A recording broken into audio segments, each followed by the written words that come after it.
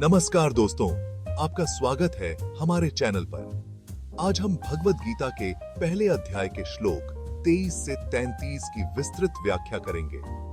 इन श्लोकों में अर्जुन अपनी सेना और कौरवों की सेना को देखकर किस प्रकार की मानसिक स्थिति से गुजरते हैं, इसका वर्णन किया गया है। तो आइए बिना किसी देरी के शुरू करते हैं।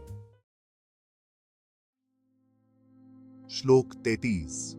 अर्जुन का निवेदन।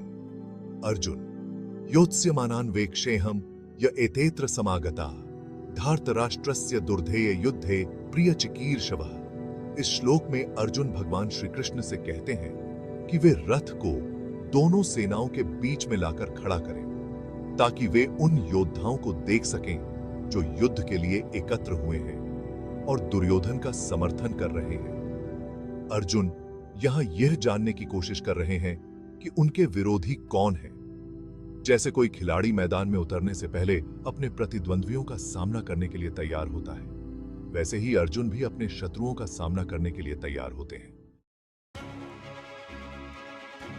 श्लोक 64-25। श्री कृष्ण की प्रतिक्रिया।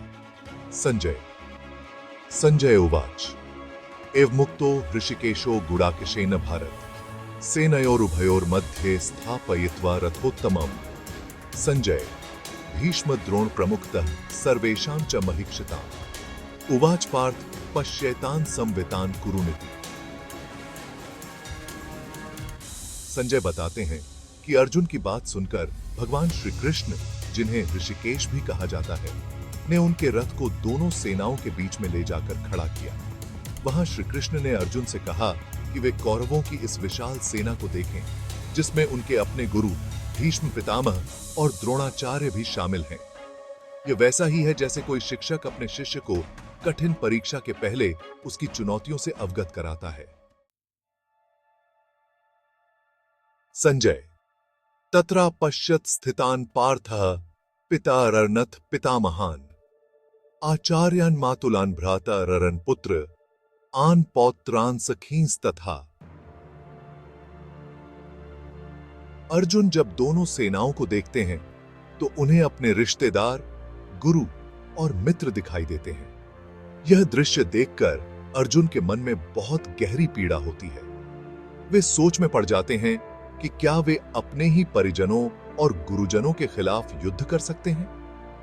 यह वैसा ही है जैसे किसी व्यक्ति को अपने ही परिवार के खिलाफ खड़ा होना पड़े, जो बहुत ही कठिन और दर्दनाक होता है। बहुत ही कठिन कई सटा।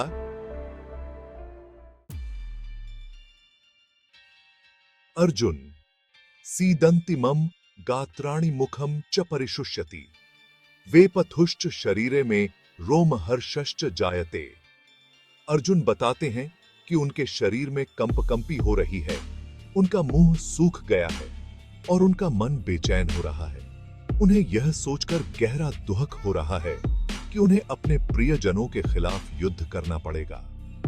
अर्जुन की यह मानसिक अवस्था इस बात का संकेत है कि वे एक गहरे द्वंद्व में हैं। जैसे किसी व्यक्ति को कठिन समय में मानसिक और शारीरिक बेचैनी का सामना करना पड़ता है, वैसे ही अर्जुन भी इस समय बहुत अधिक तनाव में है। ये सलाह ने थी। अर्जुन नकांक्षे विजयम कृष्ण न च राज्यम सुखानिच किन्नो राज्येन गोविंद किन भोगैर जीवितेन वा। अर्जुन भगवान श्री कृष्ण से कहते हैं कि उन्हें न तो राज्य की इच्छा है और न ही सुखों की। उन्हें इस युद्ध से कोई लाभ नहीं दिखता, क्योंकि इस युद्ध में उनके अपने ही परिजन मारे जाएंगे। अर्जुन का यह विचार दर्शाता है कि वह युद्ध से कितनी अनिच्छा और दुख महसूस कर रहे हैं। यह ऐसे है जैसे किसी व्यक्ति को कोई बड़ी उपलब्धि हासिल करने का अवसर मिले, लेकिन वह अपने प्रियजनों की कीमत पर उसे हासिल नहीं करना चाहता। तो दोस्तों, इस प्रकार हमने अध्याय 1 के श्लोक 23 से 33 में देखा कि अर्जुन की मानसिक स्थिति कैसी थी जब उन्होंने अपने परिजनों को युद्ध के लिए तैयार देखा। अर्जुन की यह अवस्था हमें यह सिखाती है कि जीवन के कुछ संघर्ष ऐसे होते हैं जहां नैतिक और भावनात्मक द्वंद्व हमें बहुत कठिनाइयों में डाल देते हैं। अगर आपको यह वीडियो पसंद आया हो तो इसे लाइक और शेयर करना न भूलें। और हमारे चैनल को सब्सक्राइब करें ताकि आप अगले अध्याय की व्याख्या भी सुन सकें। आपके विचार और प्रश्न हमारे लिए महत्वपूर्ण हैं। उन्हें कमेंट्स में जरूर लिखें।